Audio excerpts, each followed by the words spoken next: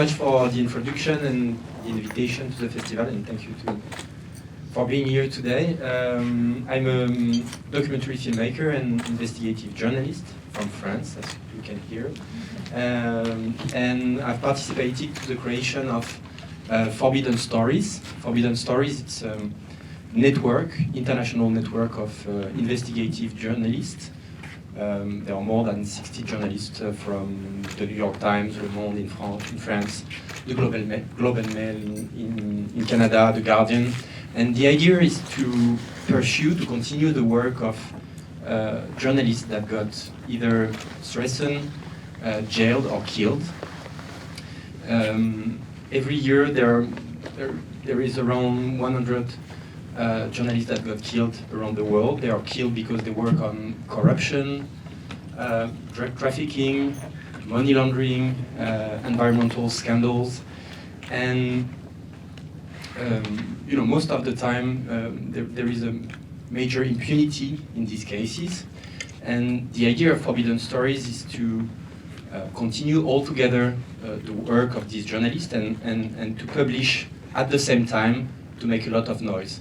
And to try to send a message that you manage to kill the messenger, but you will not kill the message. And we worked on many cases around the world, and at some point we decided in March 2020 to work on Mexico. Mexico is the most dangerous place for journalists in the world. I think Ukraine, the past year, has almost the same rate, but there are more journalists killed in Mexico than in Syria or in Afghanistan, for instance. Most of the time, journalists are killed in Mexico because they are working, exposing the links between politicians and drug traffickers. Sometimes we have this idea of drug traffickers as normal criminals that break the laws, but they are actually in Mexico the state, in the sense that they finance the elections, they have their men in the police, they bribe judges, and in some cases, some states as Veracruz, for instance, they hold the state. And of course, when a journalist locally is trying to expose that,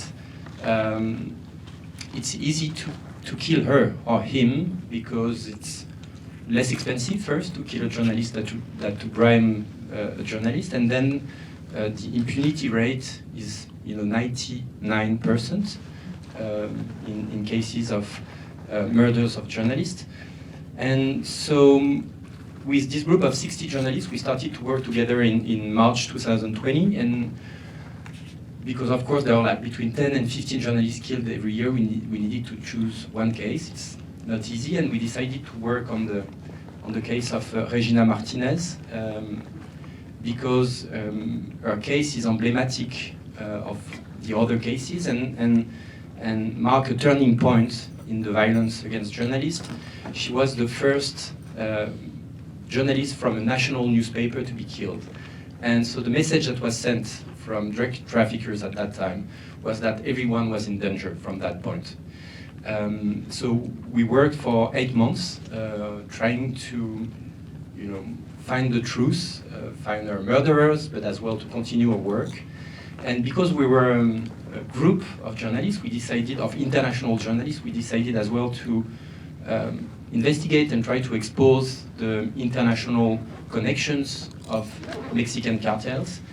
And we investigated 2 leads. The first one is the supply of weapons and guns that are used by the Mexican cartels, and the second lead was synthetic drugs, and in particular fentanyl. I know that very well in Canada, in Vancouver, what it is, and it's very profitable for the Mexican cartels, and it's very, it's a deadly drug with very high rates of people that got killed in North America in particular. And so the documentary is behind the scene of these international collaborations of journalists, and it starts in February 2020, and we all published together in all our newspapers in November 2020. So that was my introduction. Thank you so much, and I hope you will enjoy the film.